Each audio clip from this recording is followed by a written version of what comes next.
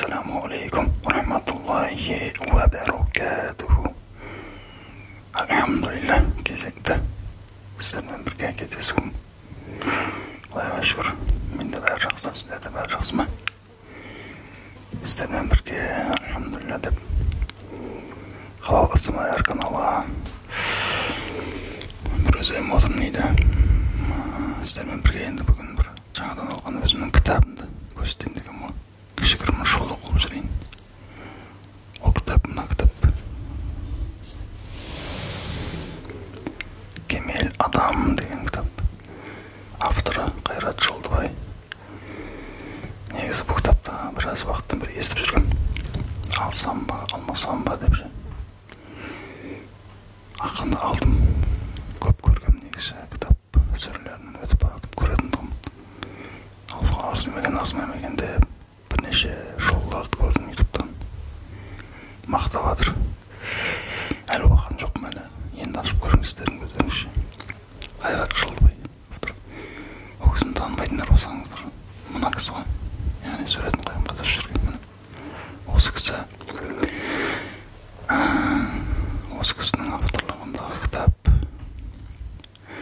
Яғни бұл кісі негізі менің ойым ғой. Ашпай тұрып, өзім ойымда айта салайын деген бұл. Ой, кешіңіздер.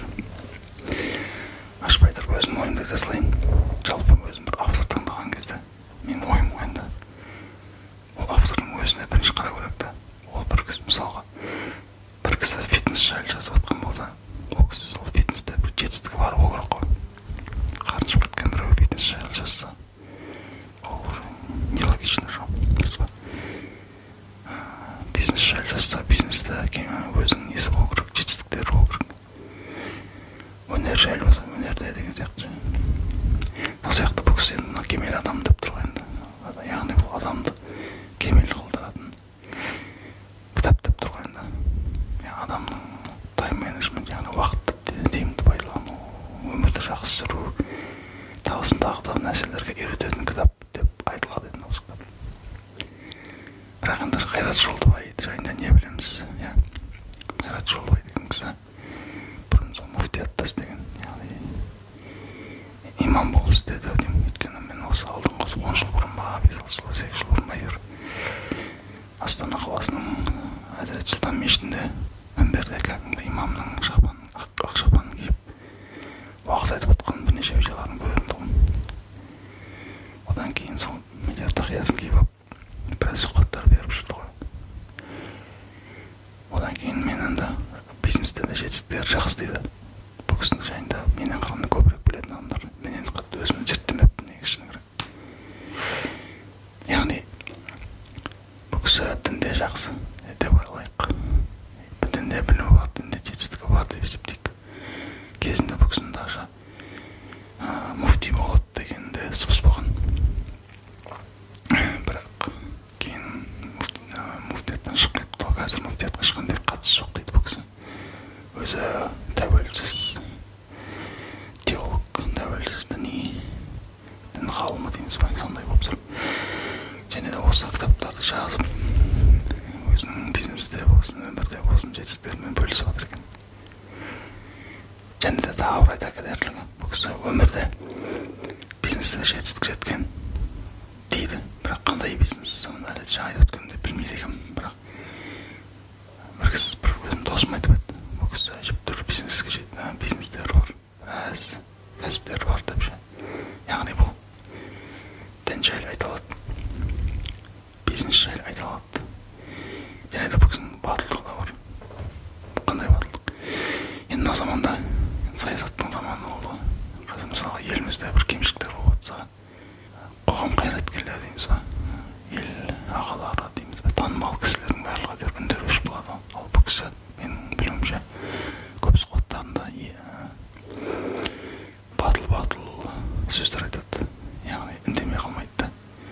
Яғни жағымпаздық жоқ. Үкіметке жағымпаздық не айтты да оларды дұрыс деп отыра беретін әдеті жоқ. Яғни батылдығы бар деген сөз. Батылдық, мақтап айтқан, бұл кісіні танымаймын да мен өмірімде ешқашан көрмегенмін. Бұл кісіні реклама жасап жатқан жоқпын. Яғни өзім не үшін таңдадым бұл кітапты? Авторын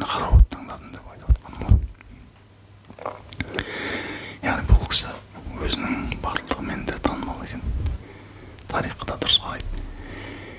Яғни бұл кісінің айтқан сөздерін алуға болады деген сөз ғой. Оқуға болады. Яғни автормен разбирались. Авторды көрдік. С автормен разобрались дейміз бе. Енді бісміллә деп ашайық. Менің микрофонның стойкасы мешайт қалып жатыр. Басқа ашамайды. Жақындатайын бірінші. Әне қараңыздар. The first number one bestseller 2022. Яғни 2022 жылға нөмір 1 бестселлер деген атағы бар екен. Яғни көп сатылған ғой. Хит кітап қалай айтқан. Енді сыртын көрейік. Мына баспалары. Кітап ақыл баспасы 8 басылым дей ма? 8 басылым. Софи деген басылым. Одан кейін үштірек қот. Мына жерде енді бір жалпы өзінің общее содержание книги. Кітаптың жалпы мағынасы жазылған болу керек. Мына кемел адам деген кім? Ең әуелі өзін тани алған һәм тіршіліктің түпкі мәнін түсіне ала тұрып жаратқанның қалауы мен үмітіне көркеміне сай құмар жүрге талпынған иманы кемел танымы терең тұлға ол жаратушы тарапынан өзіне жүктелген жаратылыс миссиясын мүлтіксіз орындауда. Ғұмырының басты парызы етіп алды. Басты парызы деп біледі дейді. Аян тағы да бір-екі пункта бар. Кемел адам жайында айтқан. Так, бісміллә деп ашып көрейік.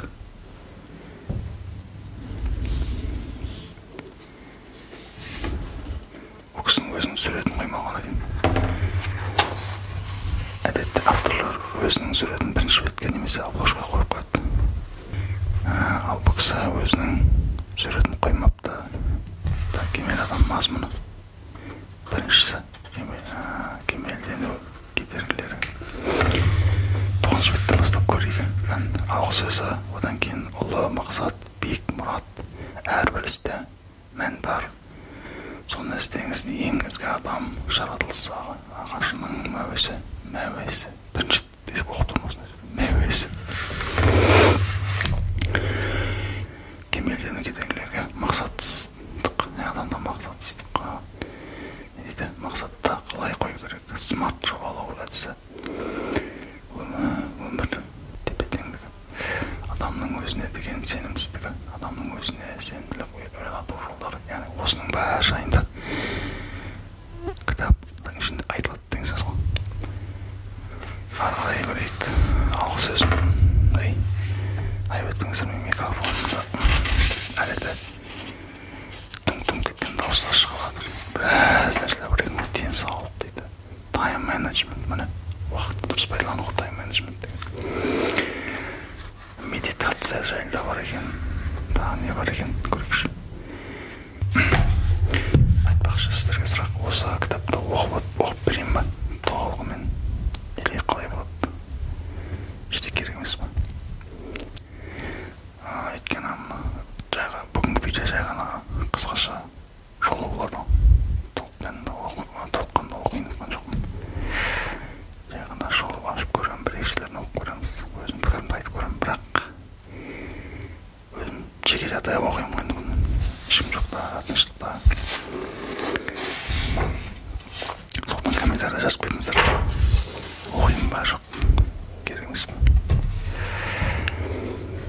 Өйткені бұл кітаптың көп аудио нұсқалары ютубта бар екен. Біреулер табыстап, өздерінің дауыстарымен табыстап, әртүрлі дикторлар толыққандап ютубқа жүктеп қойыпты. Сондықтан қатты қажет те жоқ шығар. Өз сұрағыма өзім жауап беріп қойдым деймін. Так, қаржылық сауаттылық жайында айтылған эмоциялық зерде. Айтылған қарым-қатынас қағидалары дейді. Біраз бет деген ғой, қанша бет сонда?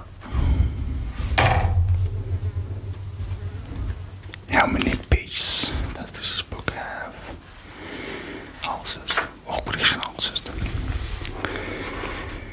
Бұл кітабымды марқұм атам Әкімбекпен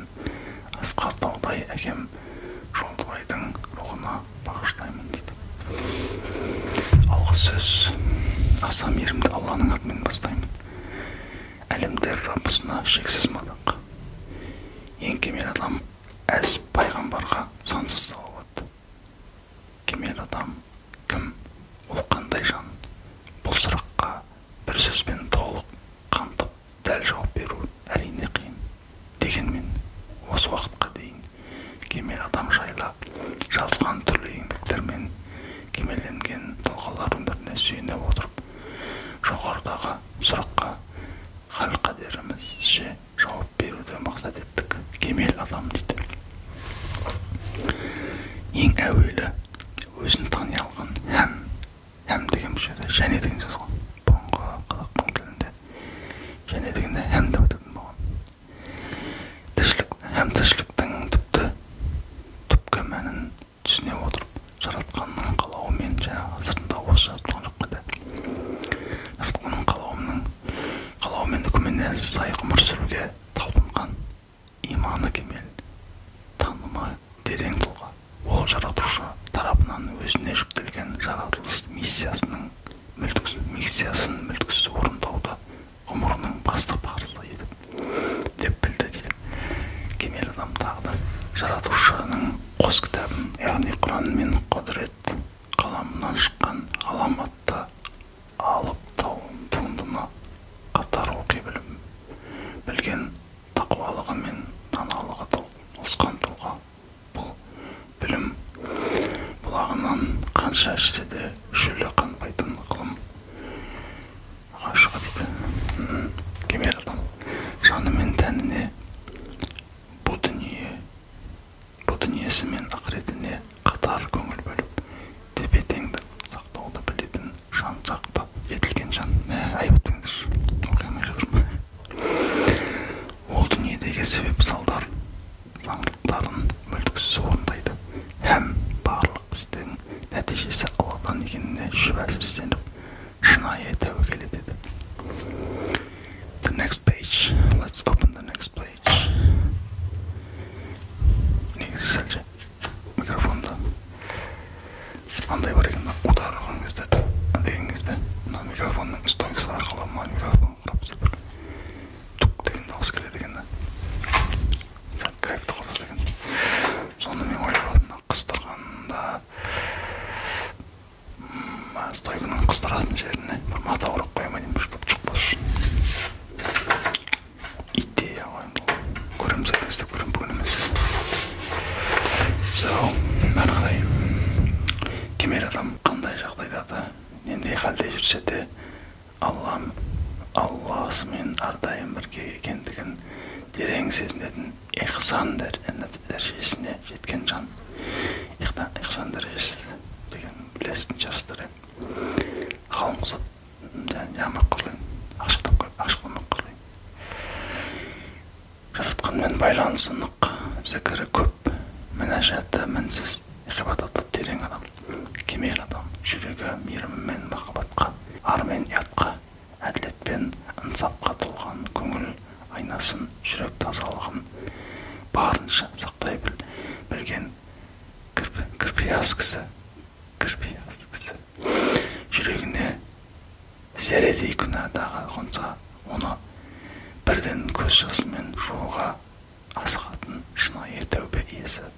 Оның діні махаббат діні, Алланы жаннан тәтті жақсы көру мен адамзаттың бәрін бауырмен сүю. Тіпті жаратқан үшін барша жаратылғанға махаббат таныту жолы. Кемел адам назары әрдайым жаратушының ризалығында. Сондықтан ол басқаның мадағы мен мақтауына мастанбайды. Өзгенің даттауына ренжіп көңілін құлазымайды. Кемел адам әділдікті хақ жол деп біледі. Имани гүлдің негізі ретінде сүйеді. Қандай жағдайға, нендей қысымға ұшыраса да, ақиқаттан айналып әділеттен таймайды. Яғни бұл кісі өзінің сөзіне өзі сәйкес болып тұр. Бұлай қарағанда жаңа айтып өткендей, бұл кісі әділеттік жайында айтқан бір-екі видеоларында. Демек, өмірде қолданып жатыр деген сөз, ол өзінің айтқан сөзін көре аласыз ма? Оның сөзі мен ісі, мінезі мен күллі өмірі әділеттен құралған дейді. Кемел адам обал мен сауапты, жақсы мен жамандықты, пайда мен зиянның парқын білетін парасат пайым иесі. Ол күнделікті ұсақ түйек оқиғалардан өзін жоғары қоя білетін кісілігі ірі тұлға. Ол оқиғаның астарына үңіліп, әрбір жағдайды терең сараптай білетін, заман ағысын жақсы бағамдайтын сұңғылады. Егер біздің оңтүстік жақта сұңғылады деп жаман айтады ғой негізі. Жоғары деңгейдегі адам сұңғылады деп айтып отыр. Енді бұл кісі Алматыда болады, жаңсыз болсын. Ол жақта осылай айтылатын шығар. Ал біз жақта сұңғылады екен шығар. Біртүрлі адамдар келеді ғой. Кеттік ары қарай. Кемел адам өз ісінің шебері. Нәпақасын адал жолмен, маңдай термен табады. Масылдықты ұят санайды. Қол қусыруды ар көреді. Намысын биік ұстайды. Тапқанының көппен бөлісе алатын мәрт мінезді жомарт жан. Дәл кетеміз, кемел адам дейді. Ел мен жеріне қауіп төнсе, атойлап дұшпанға қарсы шабарып батыр тұлға. Ол қасиетті құндылықтарын қорғау жолында жан беруді қор болып жер бетінде тірі жүруден артық көреді. Кемел адам мұңлы ойлы, қам көңіл, тереңде тұңғиық тұлға. Ол кешегі Абай, Шәкәрім, Ыбырай, Әлихан, Ахметтер секілді елдің ертеңіне алаңдап, жұрт мүддесі жеке бас қамынан жоғары қояды. Көрдіңіз бе? Жұрт мүддесін жеке бас қамынан жоғары қояды екен. Қоя білетін қалың елдің қайғысын жұтқан заңғар адам дейді. Ол қоғам алдындағы жауапкершілікті толық сезінеді, һәм сол жолда бар ғұмырын тіпті жанында, малында аямайды. Кемел адам жайлы осылай көп айта беруге болады. Бірақ кемел адамға жоғарыдағыдай анықтама беріп отырған мына мен бар болғаны кемелленуге ниеттенген қатардағы пенденің бірімін дейді. Десек те дейді. Кемел адам дәрежесіне талпыну мына пәнидегі әр адамның міндеті болуы тиіс. Бұл ниеттегі әрбір адам өз деңгейінде кемелденудің әйтеуір бір сатысында жүреді. Кемелдіктің кім қандай дәрежесіне жетсе де осы жолда күресудің өзі зор бақыт, үлкен үміт. Пайғамбар Мұхаммед саллаллаху алейхи уассалам пайғамбардан бастап күллі әнбие әулилер мына жерде айып етпеңіздер, тимей қабатады, көрінбей қабатады. Мына жерлерде запись отқан мына деген сияқты сондай бір значоктар атты. Әріптер көрінбей қабатады. Қайғылдығыз. Мен жоғалтып аламын жүйістіп бауы. Қайғет қылдық бауырым. Ғұламалар мен ұлы ойшылдар адамзатты жан-жақты кемелденуге шақырған ұлы даладан шыққан Әбу Насыр әл-Фарабидің қайырымды қала тұрғындарының көзқарасы, Жүсіп Баласағұнидің Құтат Құбілік, Ахмет Жүйенкенің Ақиқат қақпасы, Ахмет Яссауидің Дивани хикметтері, Миратул Құлбы, Жүректер айнасы, Сүлеймен Бақырғанидың хикметтері, Абайдың толық адам концепциясы мен Шәкәрімнің ірі ар ілімі, мәшһүр Жүсіптің шығармалары адамның рухани барынша жетіліп жан-жақты даму тақырыбына арналған дейді.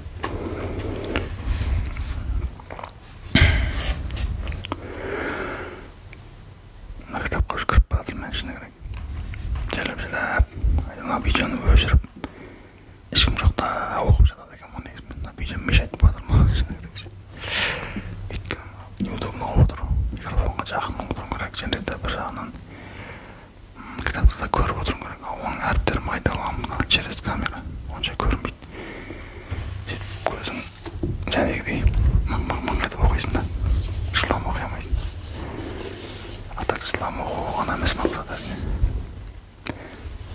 материал өте качественный жасалған екен, нарса болды.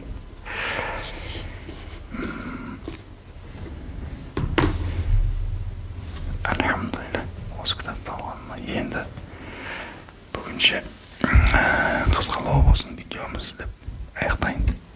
Жалпы пікірімді дейін соңына. Бұл алғашқы менің андай первые впечатления деймін, оқшы айтқанда алғашқы менің пікірім ғой. Кемел адам жалпы содержаниесі ішінде мазмұны жақсы сияқты. Кейін оқып өзіме пайда аламын деген үміттемін. Бестселлер болыпты. Значит, бұл көп адамға ұнаған, көп адам пайдасын алған деген сөз. ютубтағы біраз шоуларды көрсем, көп адамның пікірлері дұрыс пікір болып тұр. Демек, кітап сәтті шықты деген сөз. Сіздерге де ұсынар едім, бірақ өзім үшін оқып алайын. Я біреуді реклама жасаудан бұрын бірінші өзім оқып көру керек қой. Бірақ әзірге кітап өте жақсы сияқты. Айтпақшы бағасын көрсетейін мен сіздерге. Қанша қалды мен бұны? Так, бағасы. Міне. Бағасы 6000 теңге. Ешбір қымбат негізі. 6000 теңге. Баяғы атамыздың сөзін келтіріп қойыпты жерге. Обложканы ерекше қылып шығарған екен. Латын әріптермен жазған. Енді латын әріптеріне жайлап көшеміз деген сөз қойын біздің қазақ. Қайрат Жолдыбай деген атындағы латын әріптермен жазған. Кітап ақ түсті толығымен, яғни білмеймін. Барынша простецке қылып шығаруға тырысқан ба, бір осындай бір дизайнерлік ерекше шешім ба. Мына адамның орнына әркім өзінің орнына қою керек шығар. Мына кемел адам болып тұрған. Осы кемел адамның орнына әркім өзін қоюға тырысу керек та. Демек, сондай мағына көп түрме сөзін мына кітаптың обложкасынан. Біреулер бетсе қоялды, мысалы, Жолдыбайдың бетін үстеп қоя салуға болады. Эгоизм болған жоқ деп ойлаймын, ол да дұрыс шешім деп ойлаймын. Біреулер өзін қатты жақсы көреді, артық айтпай қойсаң, бірақ көп жазушылар өздерінің суретін қояды бірінші бетке. Сыртынаша, немесе мына жерге қояды бүйтіп. Өзінің алғы сөз айтатын жеріне осындай өзінің суретін қойып қояды. Немесе атын қойып қояды бүйтіп, мына жеріне. Түсінерге өзінің рахметін сөзін жазып қояды.